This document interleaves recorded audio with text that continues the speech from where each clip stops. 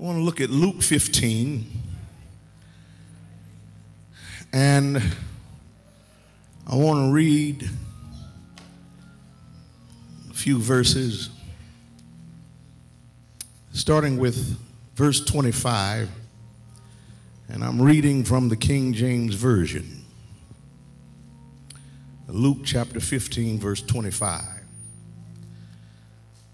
Now his elder son was in the field, and as he came and drew nigh to the house, he heard music and dancing. And he called one of the servants and asked what these things meant. And he said unto him, Thy brother is come, and thy father hath killed the fatted calf, the prize calf, because he hath received him safe and sound. And he was angry and would not go in. Now, I want you to underline, and would not go in. Therefore came his father out and entreated him. And he answering said to his father, Lo, these many years do I serve thee, neither transgressed I at any time thy commandment. And yet thou never gavest me a kid, that I might make merry with my friends. Now that means you never gave me even a goat. But as soon as this thy son, underline that, was come, which hath devoured thy living with harlots, thou hast killed for him the fatted calf. And he said unto him, Son, thou art ever with me, and all that I have is thine. It was meet or necessary or fitting that we should make merry and be glad. For this thy brother was dead and is alive again, and was lost and is found.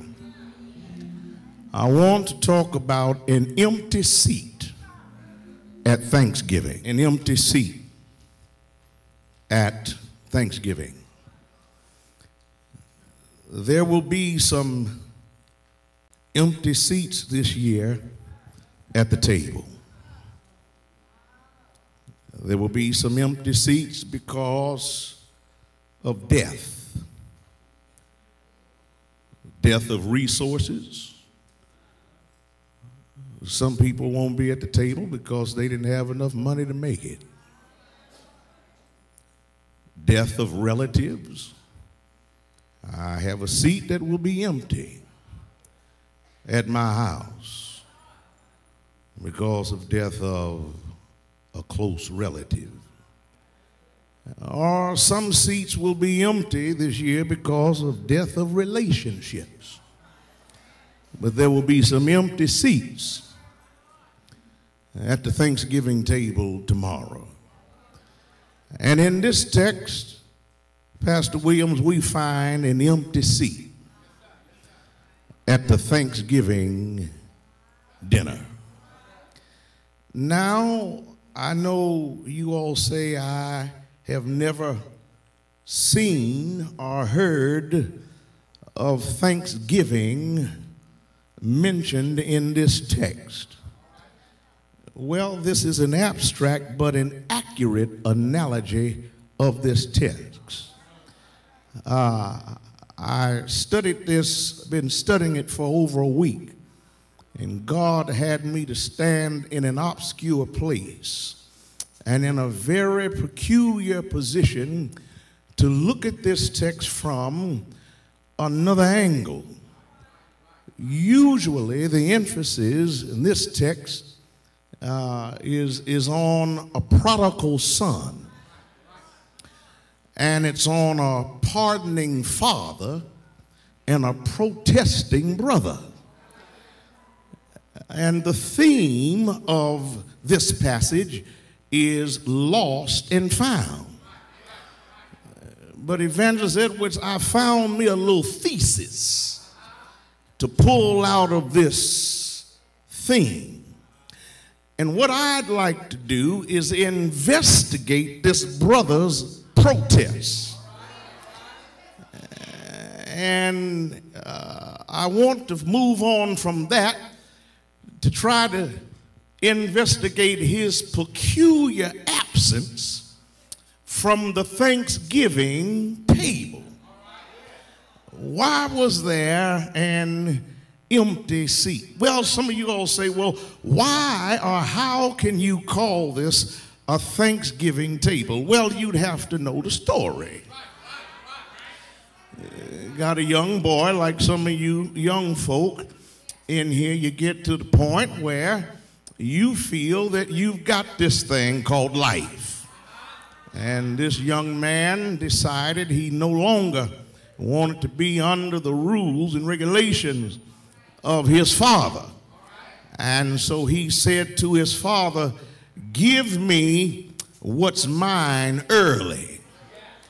And so I can go out and roll on my own.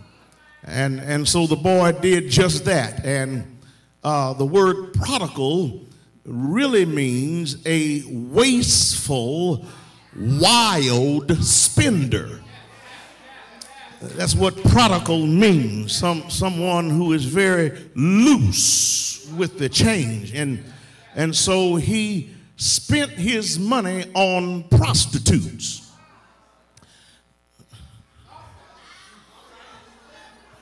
And when his money ran out, so did they. That's a whole nother sermon. And found himself having to endure pigs as lunch partners and had to eat from their menu. And then finally he came to himself because he realized he was a son and not a bastard. And all of a sudden he understood he didn't really have an appetite for hog slop, because no matter what he had done, he was his father's son.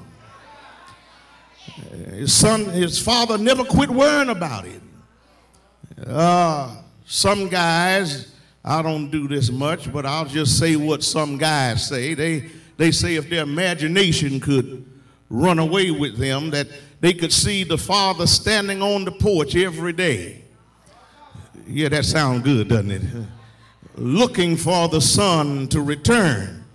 Well, I don't find that in there, but I do know one day he was looking for his son, and here comes his son. And when he finds his son had come to himself, and when his son came home, he said, you all, I want you to dress him. Give him a fine robe, get him some new clothes, and take him to my own private jewelry store in the house and put a ring on his finger, and y'all go out there, don't kill no pig. I don't even want a cow. I want some tender meat. Get the fatted calf, because my son, who I thought was dead, my son who I knew was spiritually dead, is now alive. And I'm thankful. And so what he did was, Jay, because he was thankful, he threw a Thanksgiving dinner. And so that's what the whole thing was about. He didn't kill the fatted calf for nothing. He didn't bring out the robe for nothing. He didn't say, let's party for nothing. He said, let's party because I'm thankful. And we all should be thankful, because my son, who I thought was dead, is alive. My son who was lost is now found. Let us sit down, and I had to get loud because y'all wouldn't. Let us sit down and be thankful. So we're going to have a Thanksgiving dinner here.